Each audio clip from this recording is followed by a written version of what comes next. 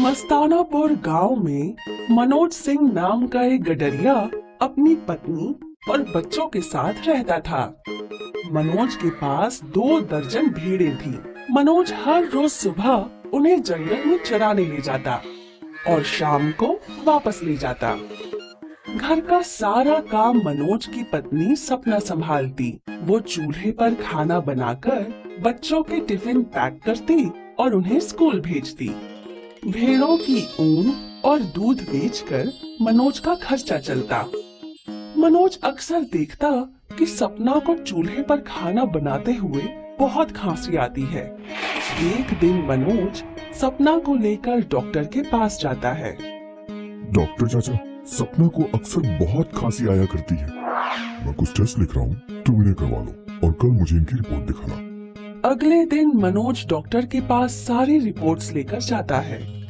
Doctor reports को देखकर कहता है, सपना को लंग्स में इंफेक्शन हो गया है।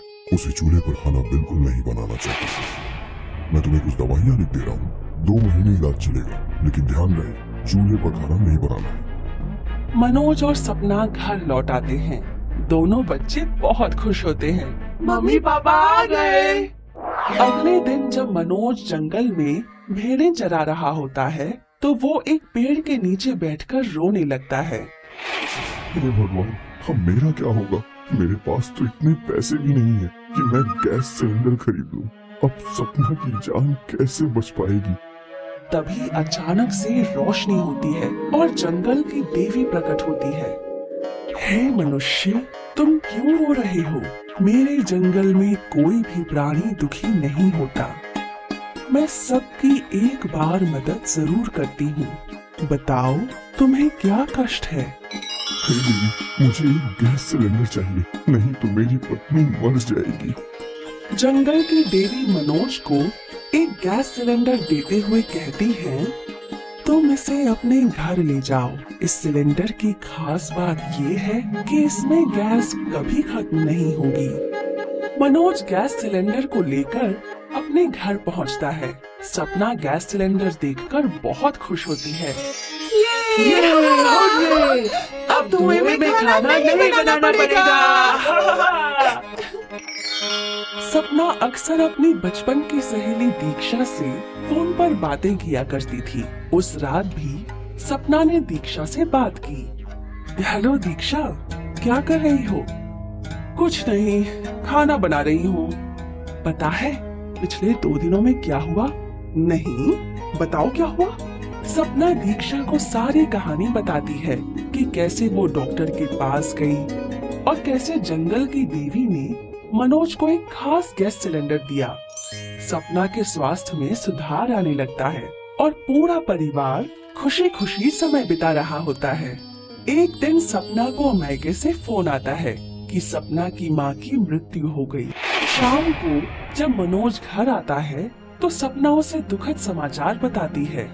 मुझे तुरंत ही मैके जाना होगा। ठीक है, तुम बच्चों को लेकर चली जाओ। मैं कुछ दिन शहर जाकर मजदूरी कराता हूँ, कुछ पैसे आ जाएंगे। वो लोग घर में ताला लगाकर चले जाते हैं। 1 सप्ताह बाद जब सभी घर पर लौटते हैं तो देखते हैं कि घर से गैस सिलेंडर गायब है। ये देखकर मनोज बहुत दुखी होता है। हे भगवान, अब हम क्या करेंगे?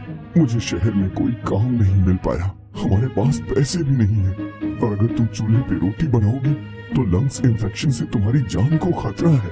अगर मैं यहाँ पर रहकर खाना बनाऊंगा तो फिर बाहर काम पर कौन जाएगा? हमारा खर्च कैसे चलेगा? मनोज अपने पुलिसमैन दोस्त विजय को फोन करता है और सारी बात बताता है। ठीक है, मैं कल तुम्हारे घर आता हूँ। अगले दिन विजय मनोज के घर आता है। अरे भाई विजय, मुझे समझ में नहीं आ रहा है कि सिलेंडर और गैस कहाँ गायब हो गए। ना तो कोई खिड़की टूटी और ना ही दरवाजे का ताला टूटा। सब कुछ वैसे का वैसा ही है, फिर भी गैस सिलेंडर कैसे गायब हो सकता है? विजय ताले को लेंस से देखता है और पूछता है, क्या तुम्हारे घर पर कोई आता जाता था? नहीं, तुम दोनों अपने मोबाइल फोन दिखाओ। विजय मनोज और सपना के मोबाइल्स की कॉल हिस्ट्री चेक करता है। वो नोटिस करता है कि सपना अपनी फ्रेंड दीक्षा से काफी बातें करती है। विजय सपना से पूछता है, ये दीक्षा कौन है? वो मेरी सहेली है। क्या तुम अपनी सहेली दीक्षा के साथ सारी बातें शेयर करती हो? हाँ, लेकिन उसका गैस सिलेंडर से क्या लेना देना? हम सभी को अभी दीक्षा के घर चलना होगा। लेकिन क्यों? तुम मेरी बात मानो। सभी लोग दीक्षा के घर पहुंचते हैं। जैसे ही दीक्षा दरवाजा खोलती है, मनोज और सपना उसके घर पर रखे गैस सिलेंडर को पहचान जाते हैं। अरे, ये तो हमारा ही गैस सिलेंडर है। दीक्षा बिल्कुल डर जाती है। दीक्षा, तुमने ऐसा क्यों किया? दीक्षा रोने लगती है और सारी बात बताती है। मुझे माफ कर दो सपना, मेरे घर पर सिलेंडर है, लेकिन गैस बहुत महंगी पड़ती है। जब मुझे पता लगा कि तुम्हारे पास एक ऐसा सिलेंडर है जिसमें गैस कभी खत्म ही नहीं होती, तो मेरे मन में लालच आ गया और मैंने तुम्हारा गैस सिलेंडर चुरा लिया। लेकिन तुमने चोरी कैसे की? जब तुमने मुझे फोन पर बताया कि तुम अपने मायके में रुकी हुई हो, तो एक दिन मैं तुम्हारे गांव गई और तुम्हारे दरवाजे का ताला देखा। मैंने तुम्हारा ताला तोड़कर गैस सिलेंडर चुरा लिया और मार्केट से बिल्कुल वैसा ही ताला लाकर तुम्हारे दरवाजे पर लगा दिया। ऐसा कहकर दीक्षा रोने लगती है। विजय दीक्षा को चोरी के इल्जाम में गिरफ्तार करके पुलिस स्टेशन ले जाता है और सपना और मनोज गैस सिलेंडर के साथ वापस अपने घर लौट आते हैं और खुशी खुशी रहने लगते हैं। जब विपिन और प्रभा गांव छोड़कर शहर में बसने जा रहे थे। माँ, तुम भी हमारे साथ शहर चलो ना। मुझे तुम्हें यहाँ अकेले छोड़ के जाना ठीक नहीं लग रहा। नहीं बेटा, मैं यहीं रह लूंगी। मुझे मेरा गांव छोड़कर कहीं नहीं जाना। इस जगह से मेरी यादें जुड़ी हैं। मैं यहीं रहूंगी। और वैसे भी मैं अकेली कहाँ हूँ? गंगा है ना मेरे साथ, ये मेरा ख्याल रखेगी। पर अगर आप हमारे साथ चलती तो ज्यादा अच्छा होता और हमारा भी मन लगा रहता। तुम दोनों मेरी फिक्र मत करो, मैं बड़े आराम से यहाँ रह लूंगी।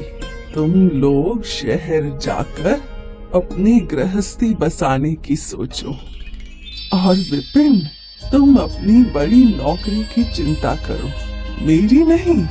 और दोनों एक दूसरे का ख्याल रखना। मेरा आशीर्वाद तुम दोनों के साथ हमेशा रहेगा। विपिन और उसकी पत्नी ने आशीर्वाद लिया और दोनों शहर के लिए निकल पड़े। गांव में बूढ़ी माँ अकेली रह गई थी अपनी नौकरानी गंगा के साथ। गंगा घर का सारा काम करती थी, जैसे साफ सफाई, खाना पकाना और वगैरह वगैरह। क्योंकि गंगा उनके घर में कई सालों से काम कर रही थी, तो बुढ़ी माँ को गंगा पर बड़ा विश्वास था। अपना काम खत्म करके गंगा बुढ़ी माँ की सेवा भी किया करती थी। काम खत्म कर गंगा घर चली गई। क्या बात है, आजकल तुम लेट आ रही हो? काय सांगू, वो बुढ़ी माँ के पाँव दबाने पड़ते हैं। क्या है कि उनका बेटा और बहू शहर गए ना, अब वो बेचारी अकेली है। मतलब बिल्कुल अकेली? हाँ। अगर बुढ़िया अकेली है तो कुछ अच्छा अच्छा पकवान बना के लाया करो, उसे कहाँ कुछ पता चलेगा। वैसे भी अपने घर का रूखा सूखा खा के मैं ऊब चुका हूँ। ठीक है, कल कुछ बना के लाती हूँ। अगले दिन गंगा काम पर गई। उसने सारा काम खत्म करके अपने पति के लिए खीर भी बनाकर घर ले आई। फिर ये सिलसिला चलता रहा और गंगा रोज कुछ ना कुछ अपने पति के लिए बनाकर घर ले आती थी। देखते ही देखते गंगा के पति का लालच बढ़ने लगा।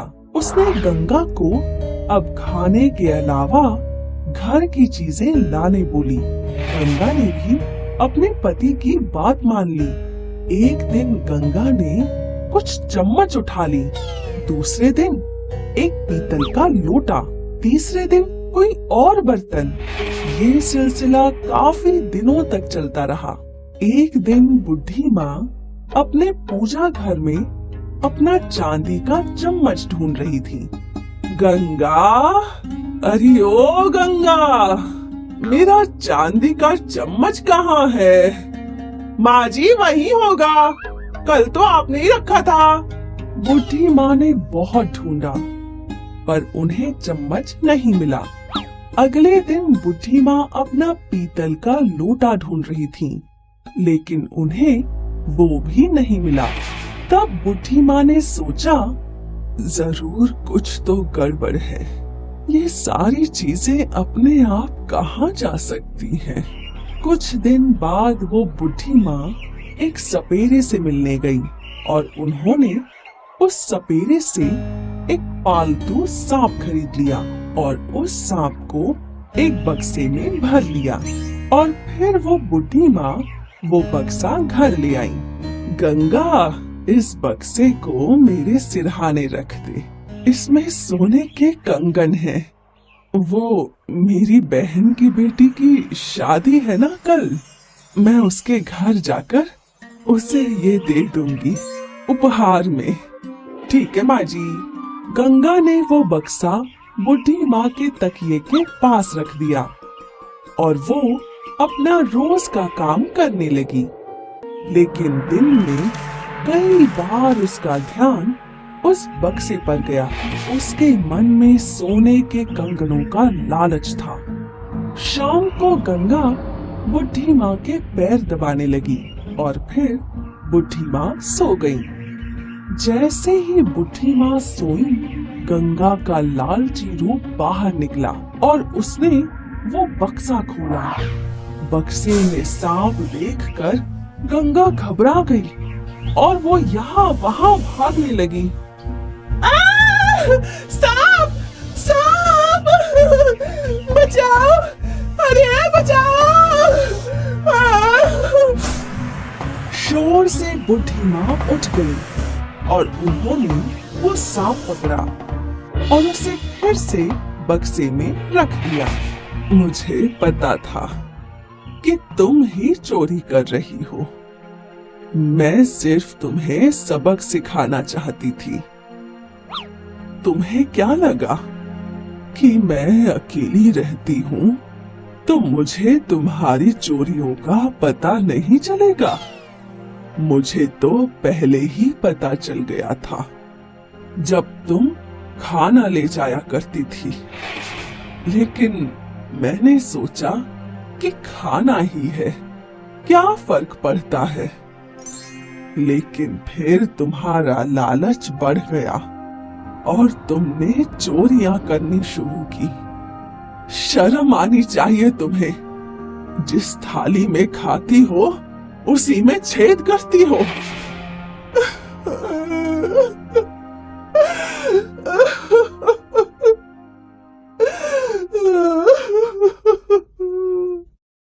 गंगा फूट फूट कर रोने लगी। इस कहानी ने हमें ये सिखाया कि लालच हमें गलत रास्तों पर ले जाता है, जैसे गंगा लालच के कारण चोरियां कर रही थी। हाय, मैं हूँ शाइनी। अगर आप मुझे ऐसे ही देखना चाहते हैं तो इस वीडियो को जरूर शेयर करें और हाँ, इस चैनल को भी सब्सक्राइब करना ना भूलें।